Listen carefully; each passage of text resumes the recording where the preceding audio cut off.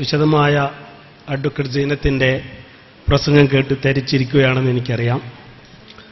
ഞാൻ വേറെ ഒരു ആംഗിളിലൂടെ കൗമാര പ്രശ്നങ്ങളെ നമ്മൾ എങ്ങനെ കാണണമെന്ന് ചില പരാമർശങ്ങൾ നിങ്ങളുമായി പങ്കുവെക്കുകയാണ്. കൗമാര പ്രശ്നങ്ങൾ തുടങ്ങുന്നത് കുട്ടിക്കാലത്ത് തന്നെയാണ്.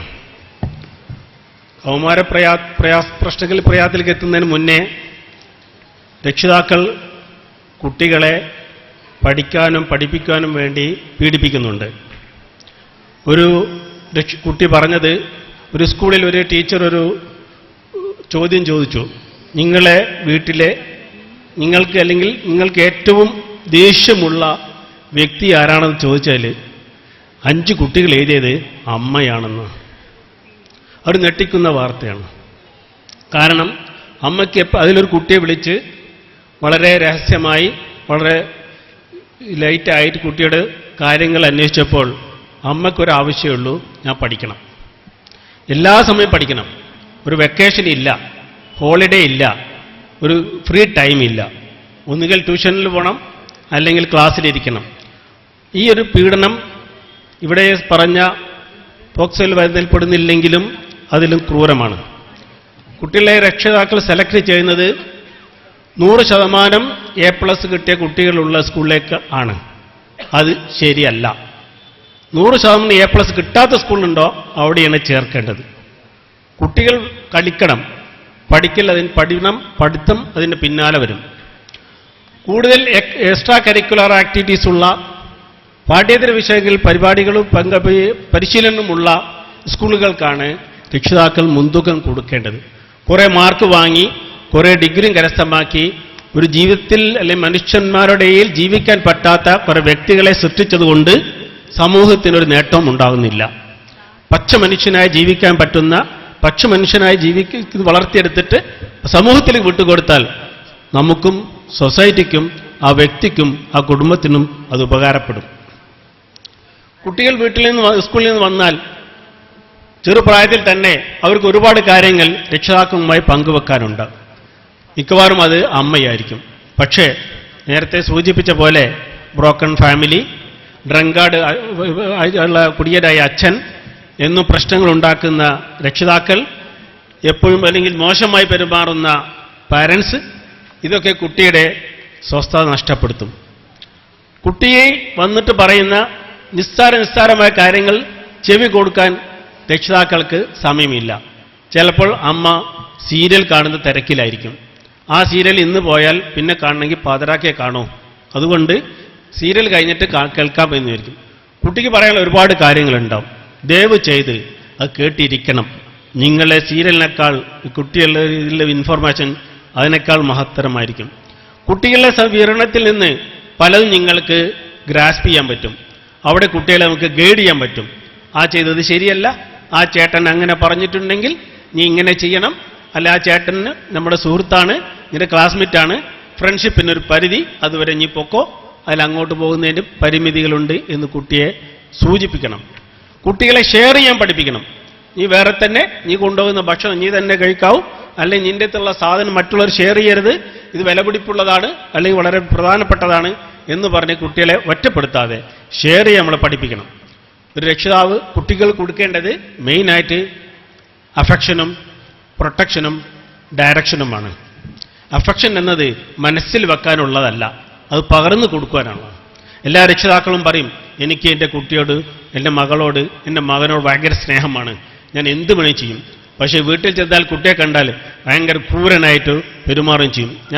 ഞാനൊരു പട്ടാള ചിട്ടയുടെ മക്കളെ വളർത്തുന്ന ആളാണ് എന്ന് പറഞ്ഞിട്ട് കുട്ടികൾക്ക് ഇതിൽ വലിയ പീഡനം വേറുണ്ടോ? ലൈംഗിക പീഡനത്തേക്കാൾ ഗുരുതരമാണെന്നാണ് ഞാൻ മനസ്സിലാക്കുന്നത്. കുട്ടികൾക്ക് അഫക്ഷൻ കൊടുക്കുന്നത് വാരിക്കൊരു കൊടുക്കണം. 7 വയസ്സ് വരെ ഒരു കാരണവശാലും ഒരു കുട്ടിയെയും നിങ്ങൾ ശിക്ഷിക്കാൻ പാടില്ല. കുട്ടി കുരുത്തക്കേട് ചെയ്തിട്ടുണ്ടെങ്കിൽ അതിൻ്റെ സാഹചര്യം മനസ്സിലാക്കണം. കുട്ടികൾ പഠന വിഷയങ്ങൾ മാർക്ക് കുറവാണെങ്കിൽ കുട്ടിക്ക് പഠന വൈകല്യത്തിനുള്ള കാരണം വീട്ടിലോ പരിസരത്തോ സ്കൂളിലോ ഉണ്ടോ എന്ന് അന്വേഷിക്കുകയോ അല്ലെങ്കിൽ പഠന വൈകല്യം ഈ കുട്ടിക്കുണ്ടോ എന്ന് അന്വേഷിക്കുകയോ ചെയ്യേണ്ടത് രക്ഷിതാക്കളുടെ ഉത്തരവാദിത്തമാണ്. അല്ലാതെ കുട്ടിയെ പിടിച്ച് വേദനിപ്പിക്കുകയോ ശിക്ഷിക്കുകയോ അടിക്കുകയോ ചെയ്യല്ല. ഒരു രക്ഷിതാവിൻ്റെ അനുഭവം അറിയാം. കുട്ടികൾ മാർക്ക് വളരെ കുറവാണ്. എല്ലാ പ്രാവശ്യം ഒരു കുട്ടി മറ്റേ കുട്ടി നല്ല മാർക്ക് വാങ്ങും. കുട്ടി നല്ല അടിക്കും, ഇത് മാർക്ക് കുറഞ്ഞതിന്. പിന്നീടാണ് മനസ്സിലായത് ആ കുട്ടിക്ക് കണ്ണിന് കാഴ്ചക്ക് തകരാറുണ്ടെന്നും കണ്ണട വെച്ചപ്പോഴാണ് കുട്ടിക്ക് ബോർഡിൽ ഇതിന് വായിക്കാൻ മനസ്സിലായെന്നും. ഇതാണ് നമ്മുടെ രക്ഷിതാക്കളുടെ ഒരു പോക്ക്. ഇപ്പോൾ ഈ അഫെക്ഷൻ കൊടുക്കേണ്ടടുത്ത് അച്ഛനമ്മ കൊടുക്കേണ്ട അഫെക്ഷൻ അയൽവക്കക്കാരൻ കൊടുത്താൽ എന്തായിരിക്കും സ്ഥിതി? അച്ഛൻ നമ്മിൽ നിന്ന് കിട്ടേണ്ടത് അഫെക്ഷൻ, സ്നേഹം അച്ഛൻ നമ്മിൽ നിന്ന് തന്നെ കിട്ടണം. പലപ്പോഴും അച്ഛൻ ചിലപ്പോൾ ദൂരത്തായിരിക്കും, വിദേശത്തായിരിക്കും, പക്ഷെ അതും കൂടി അമ്മയിൽ നിന്ന് ലഭിക്കണം. കുട്ടികൾ ചോദിക്കുന്ന എല്ലാം കൊടുക്കുക എന്നുള്ളതല്ല, അവിടെ നമ്മൾ തിരിച്ചറിവ് വേണം. നീഡ് എന്താണ്, വാണ്ട് എന്താണെന്ന് മനസ്സിലാക്കണം. കുട്ടികൾ ആവശ്യമുള്ളത് കൊടുത്തേ പറ്റൂ, അത് കൊടുക്കണം. കുട്ടി ചോദിക്കുന്നതല്ല കുട്ടിക്ക് ആവശ്യമുള്ളത്, നീഡാണെങ്കിൽ കൊടുക്കണം. വെറുതെ നീഡല്ല, കുട്ടി വെറുതെ വാശിയാണെച്ചെങ്കിൽ അത് തരാൻ പറ്റില്ലെന്ന് സൗമ്യ ഭാഷയിൽ പറയും. അതിന് നേരിടുന്ന എല്ലാ പ്രതിഷേധങ്ങളും നമ്മൾ വളരെ പുഞ്ചിരിയോടെ നേരിടുകയും ചെയ്താൽ തീർച്ചയായും ആ കുട്ടി അതിൽ മനസ്സിലാക്കിയിരിക്കുകയും ആവശ്യമുള്ളതേ എനിക്ക് എൻ്റെ രക്ഷിതാക്കളിൽ നിന്ന് കിട്ടൂ എന്ന് മനസ്സിലാകുകയും ചെയ്യും. പ്രൊട്ടക്ഷൻ കൊടുക്കേണ്ടത് എല്ലാ നിലക്കുള്ള പ്രൊട്ടക്ഷൻ നമ്മൾ കുട്ടികൾക്ക് കൊടുത്തേ പറ്റൂ.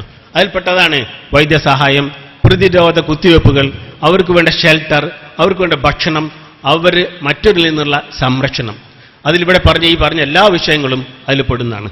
പ്രൊട്ടക്ഷൻ കൊടുക്കാനാണ് ഒരു രക്ഷിതാവിൻ്റെ കടമ. രണ്ടാമത് അവർ പഠിച്ച് വലുതാകുമ്പോൾ അവർക്ക് കൊടുക്കേണ്ട നിർദ്ദേശങ്ങളാണ്, ഡയറക്ഷൻസ്. എങ്ങനെയാണ് പഠനത്തിൽ അവർ വിലയിരുത്തേണ്ടത്, ഭാവി എങ്ങനെയാണ് ആസൂത്രണം ചെയ്യേണ്ടത്. നമ്മൾ അങ്ങോട്ട് അടിച്ചേൽപ്പിക്കാതെ എല്ലാ കുട്ടികളും ഡോക്ടറാവണം, എഞ്ചിനീയർ ആണെന്ന് പറയാതെ കുട്ടിയുടെ വാസന മനസ്സിലാക്കാവുന്ന ആപ്റ്റിറ്റ്യൂഡ് ടെസ്റ്റുകൾ നടത്തി അതിൽ നിന്ന് കുട്ടിക്ക് ഏത് ദിശയിലേക്കാണ് കുട്ടിയുടെ പോക്ക്, അല്ലെങ്കിൽ കുട്ടിയുടെ മനസ്സ്, അല്ലെങ്കിൽ കുട്ടിയുടെ ബ്രെയിൻ എന്ന് മനസ്സിലാക്കിയിട്ട് ആ രീതിയിൽ കുട്ടിയെ ആസൂത്രണം ചെയ്യുകയും അങ്ങനെ വലിയ പ്രഗത്ഭന്മാരായി വരാവുന്ന IAS IPS ഒക്കെ വരാവുന്ന കുട്ടികളെയൊക്കെ വെറും എഞ്ചിനീയറും ഡോക്ടറും മാത്രമാക്കി ഒതുക്കി നിർത്തി അവരുടെ പ്രതിഭ നഷ്ടപ്പെടുത്തരുത്. അതിന് രക്ഷിതാക്കൾ തയ്യാറാവണം. അതിനുള്ള സാഹചര്യങ്ങൾ ഇന്ന് നമ്മുടെ ചുറ്റുപാടും ധാരാളമുണ്ട്. ഇന്ന് കൗമാരപ്രായക്കാരെ നേരിട്ടുകൊണ്ടിരിക്കുന്നൊരു വിഷയം ഇന്നത്തെ ഇലക്ട്രോണിക് ഗാഡ്ജറ്റ്സാണ്. കൗമാരപ്രായം എന്നുള്ളത് ശരീരത്തിലുണ്ടാകുന്നൊരു മാറ്റമാണ്. അത് ഹോർമോൺ ചേഞ്ചസ് ആണ്. ഈ കൗമാരപ്രായത്തിലുള്ള മാറ്റങ്ങൾ ഉണ്ടാകുമ്പോൾ രക്ഷിതാക്കൾ കുട്ടികളെ കൂടെ തന്നെ നിൽക്കണം. പ്രത്യേകിച്ച് അമ്മ, ആൺകുട്ടിയാവട്ടെ പെൺകുട്ടിയാവട്ടെ, അവരുണ്ടാകുന്ന മാറ്റങ്ങൾ അവർക്ക് പ്രതീക്ഷിക്കണം, അവർ മനസ്സിലാക്കി കൊടുക്കണം. അവർക്കുണ്ടാകുന്ന അമർഷങ്ങൾ കാരണങ്ങൾ മനസ്സിലാക്കി അത് അവർ പറഞ്ഞ് മനസ്സിലാക്കി ഇന്നത് കൊണ്ടാണ് മോനെ ഇനി ഇങ്ങനെ പ്രവർത്തിക്കുന്നത്, ഇന്നത് കൊണ്ട് മോളെ എനിക്ക് അങ്ങനെ തോന്നുന്നത് എന്ന് പറഞ്ഞ് മനസ്സിലാക്കി കൊടുക്കണം. ആ ഒരു പ്രായത്തിൽ മനസ്സിലാക്കി കൊടുത്താലേ അവരതിൽ നിന്ന് മനസ്സിലാക്കി തിരിച്ചറിവുണ്ടാവുള്ളൂ. ഒരു പെൺകുട്ടിക്ക് ഉണ്ടാകുന്ന മാറ്റങ്ങളിൽ കുട്ടിയുടെ അമ്മ കെട്ടിപ്പിടിച്ച് ഉമ്മ വെച്ച് പറഞ്ഞ് മനസ്സിലാക്കി കൊടുത്താൽ അതിൽ വലിയൊരു ദാനം അല്ലെങ്കിൽ ചികിത്സ അല്ലെങ്കിൽ പ്രതിവിധി വേറെ ഇല്ല. നേരെ മറിച്ച് ആ കുട്ടി ചെയ്യുന്ന എല്ലാത്തിനും കുറ്റപ്പെടുത്തുകയും അത് നിന്റെ ധിക്കാരമാണ്, തൻ്റെ ഇടമാണ്, നിന്റെ ദേഷ്യമാണ്, നിന്റെ വാശിയാണ് എന്ന് കുറ്റപ്പെടുത്താതിരിക്കുക. കുറ്റപ്പെടുത്താൻ വളരെ എളുപ്പമാണ്. പക്ഷേ ഈ വിഷയത്തിന് കുട്ടിക്ക് എന്തെങ്കിലും പ്രയാസം ഉണ്ടാകുമ്പോൾ അതിനെ നേരിടാൻ വേണ്ടി നമ്മളത് എന്തുകൊണ്ട് വന്നു എന്ന് മനസ്സിലാക്കാൻ വേണ്ടിയുള്ള ശ്രമം നടത്തലാണ് നമുക്ക് വേണ്ടത്. ഇന്ന് സോഷ്യൽ മീഡിയ ഒരുപാട് ചതിക്കുഴികൾ നിറഞ്ഞതാണ്. കുട്ടികൾ കൊടുക്കുന്ന മൊബൈൽ, കുട്ടികൾ ഉപയോഗിക്കുന്ന കമ്പ്യൂട്ടർ, ഇവിടെ ഇരിക്കുന്ന നിങ്ങൾക്ക് ആർക്കും ഞാൻ എനിക്ക് പറയേണ്ട ആവശ്യമില്ല. ഒരുപാട് ചതികളും ചതിക്കുഴികളുമുള്ള അതിൽ പെട്ടുപോകുന്ന കുട്ടികളെ മനസ്സിലാക്കാൻ, അതിനുള്ള വഴി അടച്ചുവിടാൻ, അല്ലെങ്കിൽ അത്തരം സന്ദർഭങ്ങളെ നമ്മൾ ഓപ്പണായിട്ട് ഡിസ്കസ് ചെയ്യാൻ കുട്ടികളെ നമ്മൾ തയ്യാറാണ്, രക്ഷിതാക്കൾ തയ്യാറാണ്. ഇന്നുണ്ടാകുന്നൊരു മൊബൈൽ, ഒരു മിസ് കോൾ, നമ്മൾ എത്ര പത്രത്തിൽ എത്ര ദിവസം കാണുന്നു. മിസ് കോൾ കിട്ടി, പരിചയപ്പെട്ടു, അങ്ങനെ സമ്പർക്കമായി, അല്ല ഒരു ലോക്യമായി, പ്രേമമായി, പ്രണയമായി, ഒളിച്ചോടി, അവസാനം ചതിക്കുയിൽപ്പെട്ട് പിന്നെ മൃതശരീരം ഏതോ കാട്ടിലോ ഏതോ റെയിൽവേ ട്രാക്കിലോ കിടക്കുന്നു. ഇത് പലപ്പോഴും ഇനിയും ആവർത്തിച്ചു കൊണ്ടിരിക്കുന്നു. ഇനിയും പെടരുത്. അതിന് നമ്മൾ മെനക്കെടണം. ഈ ഇലക്ട്രോണിക് ഗാഡ്ജറ്റ്സ് ഉപയോഗിക്കുന്നതിന് വേണ്ടി മൊബൈൽ ഫോണാവട്ടെ കമ്പ്യൂട്ടർ ആവട്ടെ, അത് തുറന്നാൽ കിട്ടുന്ന കാര്യങ്ങളൊന്നും ഞാൻ ഇവിടെ വിവരിക്കേണ്ട ആവശ്യമില്ല. അത് ഒരു ഓപ്പൺ റൂമിൽ കുട്ടികൾ കമ്പ്യൂട്ടർ ഉപയോഗിക്കട്ടെ, ഓപ്പൺ റൂമിൽ രക്ഷിതാക്കളെ സ്ഥാനത്ത് ഉപയോഗിക്കട്ടെ. അതുമാതിരി തന്നെ മൊബൈൽ ഫോണ്, കുട്ടികൾക്ക് മൊബൈൽ ഫോൺ ഉപയോഗിക്കാൻ ആവശ്യമുള്ള പ്രാക്ടീസ് കൊടുക്കൂ. കുട്ടികൾ 8ാം ക്ലാസ്സിൽ പഠിക്കുന്ന കുട്ടിക്ക് എന്തിനാണ് മൊബൈൽ ഫോണ്? കുട്ടി ഒരു ഗ്രാജുവേറ്റ് ഡിഗ്രിക്ക് പഠിക്കുമ്പോൾ +2 കഴിഞ്ഞ് കുട്ടികൾ കോളേജിൽ പോകുമ്പോൾ അല്ലെങ്കിൽ +2 പഠിക്കുന്ന കുട്ടികൾക്ക് കൊടുക്കാൻ തന്നെ നമുക്ക് മനസ്സിലാക്കാം. അവരിൽ അതിൻ്റെ പിന്നിൽ ഒരുപാട് ചതികൾ വരുന്നത് മനസ്സിലാക്കി കൊടുക്കുകയും അതിന് തൻ്റെ ഇടവൽക്കരിക്കുകയും ചെയ്യണം. ഇവരെ ഈ കുട്ടികൾക്ക് ഉണ്ടാകുന്ന അവരുടെ പ്രതീക്ഷയ്ക്കനുസരിച്ച് കാര്യങ്ങൾ നടക്കാതിരിക്കുമ്പോൾ അവർ വിഷാദ രോഗത്തിലേക്ക് പോകുന്നു.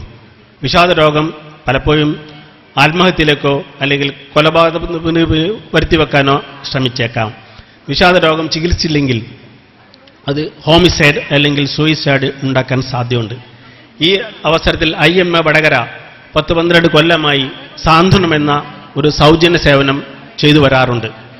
അതിൻ്റെ ഒരു സ്ഥാപന നിലക്ക് അതിൽ ഞങ്ങൾ നേരിടുന്ന പല പ്രശ്നങ്ങളും നമുക്ക് മറ്റു വ്യക്തികളെ പങ്കെടുക്കാൻ പാടില്ലെങ്കിലും ഈ വിഷാദ രോഗങ്ങളാണ് ഇതിൽ ഏറ്റവും കൂടുതലുള്ളത്. അതിൽ പങ്കുവെക്കുന്നത് അവരുടെ അനുഭവങ്ങളോ അല്ലെങ്കിൽ അവരുടെ പ്രശ്നങ്ങളോ പ്രയാസങ്ങളാണ്. എന്തുകൊണ്ട് അവർ വിഷാദ രോഗത്തിലേക്ക് പോകുന്നു? കാരണം വെച്ചാൽ അവരുടെ പ്രശ്നങ്ങൾ കേൾക്കാൻ ആരുമില്ല, വീട്ടിലുള്ളവർക്ക് സമയമില്ല, വീട്ടിലുള്ളവർക്ക് തൊഴിലാണ്, ജോലിയാണ്, അല്ലെങ്കിൽ അവർ സീരിയലിൽ തയ്യാറാണ്.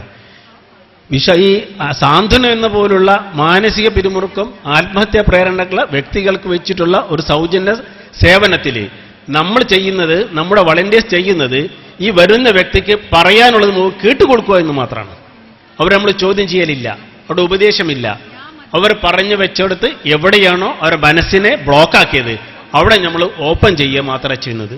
അത് IMA ചെയ്തുകൊണ്ടിരിക്കുന്ന കുറച്ചു കാലമായിട്ട് ചില സാങ്കേതിക കാരണങ്ങൾ നിന്നുപോയിട്ടുണ്ടെങ്കിലും ഒരു 10-12 കൊല്ലം നന്നായി നടന്നുകൊണ്ടിരുന്ന ഒരു സാന്ത്വന പ്രവർത്തനം നമ്മുടെ വടകര IMAയിലുണ്ട്.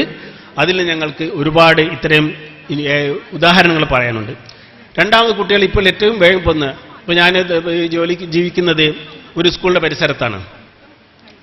അവിടെ SLCക്കും മറ്റേ +1 +2 തുല്യമായ വിഷയങ്ങൾ പഠിക്കുന്ന കുട്ടികൾ എല്ലാവരും ബൈക്കിലാണ് വരുന്നത്. ആർക്കും ലൈസൻസ് ഇല്ല, ലൈസൻസ് എടുക്കാനുള്ള പ്രായമായിട്ടില്ല. ഇതിന് ലൈസൻസ് വാങ്ങിക്കൊടുക്കുന്നത് രക്ഷിതാക്കളാണ്, കുട്ടികൾ കട്ടുകൊണ്ടുവരുന്നവരല്ല. ലൈസൻസ് എടുക്കാൻ പ്രായമാവാതെ കുട്ടികൾ വണ്ടി ഓടിക്കാൻ അറിയാം എന്നുള്ള ഒറ്റ കാരണത്താൽ അവരെ അതിന് സമ്മതം കൊടുക്കുകയോ അതിൽ അഭിമാനം കൊള്ളുകയോ ചെയ്യുന്ന രക്ഷിതാക്കൾ വലിയ ക്രൂരതയാണ് ചെയ്യുന്നത്. അവർ ഒരു കുടുക്കിൽപ്പെട്ടാൽ, ആക്സിഡന്റ് പെട്ട് കഴിഞ്ഞാൽ വലിയ വില രക്ഷിതാക്കൾ കൊടുക്കേണ്ടി വരും. നിയമം ഇപ്പോൾ അതിനനുസരിച്ച് കുറെ മാറ്റപ്പെട്ടിട്ടുണ്ട്. ഇപ്പോൾ കുട്ടികൾ എത്തപ്പെടുന്ന വേറൊരു കാര്യമാണ് ആൽക്കഹോളിസം. മദ്യപാനവും മയക്കുമരുന്ന് ഉപയോഗം വ്യാപകമായി ഓടുന്നുകൊണ്ടിരിക്കാം. ഇവിടെ വടകര പരിസരത്ത് തന്നെ വടകര തഹസിൽദാർ ഇതിനു വേണ്ടി ഒരു മീറ്റിംഗ് വിളിച്ചു കൂട്ടിയപ്പോൾ അവിടെ പങ്കെടുത്ത സ്കൂളിലെ പ്രധാന അധ്യാപകന്മാരും PTA പ്രസിഡന്റുമാരും പങ്കുവച്ച വിവരങ്ങൾ നമ്മളെല്ലാം തെറ്റിപ്പിക്കുന്നതാണ്. ഞാൻ വിചാരിക്കും എൻ്റെ കുട്ടി അതിനൊന്നും പോകില്ല, എൻ്റെ കുട്ടി മിടുക്കനാണ്, എൻ്റെ കുട്ടി നല്ല കുട്ടിയാണ്, പക്ഷെ എൻ്റെ കുട്ടിയും അതിൽ പെടുന്നുണ്ട്, അല്ലെങ്കിൽ അതിൽ വഞ്ചിക്കപ്പെടുന്നുണ്ട്. അപ്പോൾ ഈ മയക്കുമരുന്നിൻ്റെ ഉപയോഗം നമ്മൾ ഭാവനയെ കാണുന്ന അല്ലെങ്കിൽ ഊഹിക്കുന്നതിനേക്കും എത്രയോ അപ്പുറത്താണ്. ഇത് തടയാൻ വേണമെങ്കിൽ കുട്ടികളുടെ രക്ഷിതാക്കൾ വിചാരിച്ചാൽ മാത്രമേ സാധിക്കൂ. നമുക്ക് എന്ത് ചെയ്യാൻ പറ്റും? കുട്ടികൾ കാണുന്ന ഓരോ മാറ്റങ്ങൾ നമ്മൾ ശ്രദ്ധിക്കണം. അവരിൽ കാണുന്ന ഏകാന്തത, അവരിൽ കാണുന്ന ദേഷ്യം, അവർ കാണുന്ന പെരുമാറ്റ വ്യത്യാസങ്ങൾ, അവർക്ക് പഠിത്തത്തിലുണ്ടാകുന്ന മോശം, മാർക്ക് കുറയുന്നത് എന്തുകൊണ്ടാണ്? ഭക്ഷണത്തിനുള്ള ഒരു ഇഷ്ടക്കുറവ്, അല്ലെങ്കിൽ മറ്റുള്ളവർ പങ്കുവെക്കാനുള്ള രക്ഷാക്കളൊരു കാര്യം സംസാരിക്കാനുള്ള ഒരു മടി, അതിലൊരു ആവശ്യമില്ലാതെ എല്ലാത്തിനും ഒരു നിഗ്ലക്ട് ചെയ്യുന്ന രീതി, അല്ലെങ്കിൽ അവരുടെ ശരീരത്തിൽ അവിടെ ഇവിടെ ഉണ്ടാകുന്ന വിശദീകരിക്കാൻ പറ്റാത്ത ചില മുറിവുകൾ, ഇങ്ങനെ കണ്ട് കുട്ടികൾക്ക് ഉണ്ടാകുന്ന മൂത്രസംബന്ധമായ പ്രയാസങ്ങൾ. പെൺകുട്ടികൾ പ്രത്യേകിച്ച് മൂത്രമൊഴിക്കുന്നു, രാത്രി പല പ്രാവശ്യം മൂത്രമൊഴിക്കുന്നു. എന്തുകൊണ്ട്? മൂത്രമൊഴിച്ചോട്ടെന്നല്ല, അതിന് കാരണം എന്തെങ്കിലും സെക്ഷൽ അസോൾട്ട് നടന്നിട്ടുണ്ടോ എന്ന് അന്വേഷിക്കേണ്ട ഉത്തരവാദിത്തം അമ്മമാർക്കുണ്ട്. അപ്പോൾ അവിടെ ഓരോ കാര്യങ്ങൾ കുട്ടികളിലാകുന്ന മാറ്റം ഒരു അമ്മക്കാണ് വേഗം മനസ്സിലാക്കാൻ സാധിക്കുക. ഈ അമ്മ അതിന് തയ്യാറായെങ്കിൽ ആ കുട്ടികൾക്ക് അതിൽ നിന്നൊരു വലിയ അപകടത്തിൽപ്പെടുന്നതിൽ നിന്നും രക്ഷപ്പെടാൻ സാധിക്കും. ഈ ആൽക്കഹോളിസവും മയക്കുമരുന്ന് വർദ്ധിച്ചതിനനുസരിച്ച് ആക്സിഡന്റ് വർദ്ധിച്ചിട്ടുണ്ട്. ഇപ്പോൾ ഒരു തമാശക്ക് പറയുകയാണെങ്കിൽ, ഈ സാമ്പത്തിക പ്രതിസന്ധി വന്ന ഉടനെ സത്യം പറഞ്ഞാൽ വാഹനത്തിൻ്റെ ആക്സിഡന്റ് എണ്ണം കുറഞ്ഞു. വാഹനത്തിൻ്റെ റോഡുമുള്ള ഇതിൻ്റെ എണ്ണം വളരെ, ട്രാഫിക്കിൻ്റെ ജാം വളരെ കുറഞ്ഞു. കാരണം കയ്യിലുള്ള പൈസ ചെലവാക്കാനുള്ള ഒരു മടിയുണ്ടായിരുന്നു. ഇപ്പോൾ റിലാക്സ് ചെയ്യുമ്പോൾ തിരിച്ചു വരുമെന്നുള്ള ഭയം എനിക്കുണ്ട്. ഈ ആക്സിഡന്റ് എണ്ണം കൂടുന്നു. കുട്ടികളെ ഇതേപോലെ തന്നെ സൂയിസൈഡൽ അറ്റംപ്റ്റ്സ് കൂടുന്നു. കുട്ടികളിൽ പൊണ്ണത്തടി വർദ്ധിക്കുന്നു, ഒബിസിറ്റി. ടീനേജ് പ്രോബ്ലംസിന് നമ്മൾ ഈ കൗമാരപ്രായക്കാരെ ശ്രദ്ധിക്കേണ്ടത് അവരുടെ ഓരോ നടപടിക്രമങ്ങളും, അവരുടെ പഠനം മുതൽ, സ്വഭാവം മുതൽ, അവരുടെ പെരുമാറ്റത്തിലുള്ള വ്യത്യാസങ്ങൾ മുതൽ, അവരുടെ ഡ്രസ്സിൽ വരുന്ന മാറ്റങ്ങൾ, ഇതെല്ലാം നമ്മളെ കൂട്ടുകെട്ടുകൾ. അവർക്ക് നമ്മളോട് പങ്കുവെക്കാനുള്ള സമയമില്ലായ്മ മനസ്സിലാക്കിയേ പറ്റൂ. എന്തുകൊണ്ട് എനിക്ക് നമ്മളോട് സമയം പങ്കെടുക്കാൻ സമയം കിട്ടുന്നില്ല? എവിടെ അവൻ പോകുന്നു? അവർ പോകുന്ന സ്ഥലം നമ്മൾ മനസ്സിലാക്കണം. സ്കൂൾ വിട്ട് ലേറ്റായി വരുന്ന കുട്ടിയുണ്ടെങ്കിൽ, ആൺകുട്ടിയോട്ടെ പെൺകുട്ടിയോട്ടെ, എന്തുകൊണ്ടാണ് ആ കുട്ടി താമസിച്ചെന്ന് നമ്മൾ വാച്ച് ചെയ്യണം. സ്കൂളിൽ നമ്മൾ പോകണം, ടീച്ചേഴ്സിനോട് പങ്കെടുക്കണം. പല കുട്ടികളും സ്കൂളിൽ പോകുന്നത് ക്ലാസ്സിലെ പോകുന്നുണ്ടെങ്കിലും പലപ്പോഴും എൻ്റെ വീട്ടിലെ കൺസർ റൂമിൽ ഉച്ചയ്ക്ക് 2 മണി മുതൽ 4 മണി വരെയൊക്കെ ആൺകുട്ടികളും പെൺകുട്ടികളും അല്ല ആണുങ്ങളും പെൺകുട്ടികളൊക്കെ വന്നിട്ട് അവിടെ ശിങ്കാരിക്കാറുണ്ട്. സ്കൂളിലേക്കാണ് പോരുന്നത്. പക്ഷേ അവർ ആവശ്യം പിന്നെ അവർ നടക്കുന്ന കാര്യങ്ങൾ വേറെയാണ്. ചില സ്കൂളുകൾ അതിന് വേണ്ടി സംവിധാനമുണ്ട്. എറണാകുളത്തൊക്കെ ഒരു കുട്ടി ഡ്രോപ്പ് ഔട്ട് ഉണ്ടെങ്കിൽ ഉടനെ കുട്ടിയുടെ വീട്ടിലേക്ക് വിളിച്ചു ചോദിക്കും, എന്താ കുട്ടി വരാത്തത്? അപ്പോൾ ഇവിടുന്ന് വന്നിട്ടുണ്ടല്ലോ, അവിടെ എത്തിയിട്ടില്ല, പിന്നെ എവിടെ പോയി, ഒരു വാച്ച് ചെയ്യും. അങ്ങനെ അവർ ബീച്ചിൽ നിന്നോ സിനിമ ടാക്കീസിൽ നിന്നോ അല്ലെ ഇതുപോലുള്ള ഏതെങ്കിലും രഹസ്യ സ്ഥലം നിന്നോ കുട്ടികൾ കണ്ടുപിടിക്കുകയും രക്ഷിതാക്കൾ താക്കീത് കൊടുക്കുകയും ചെയ്യും. അങ്ങനെ അതൊരു അറുതി വരെ നിയന്ത്രിക്കാൻ സാധിച്ചിട്ടുണ്ട്. കൗമാരപ്രായക്കാർക്ക് വേണ്ട വിഷയങ്ങൾ അമ്മമാരുടെയും അച്ഛൻ്റെയും സ്നേഹമാണ്, പ്രത്യേകിച്ച് അമ്മയുടെ. ഇത്രയും പറഞ്ഞു നിർത്തും.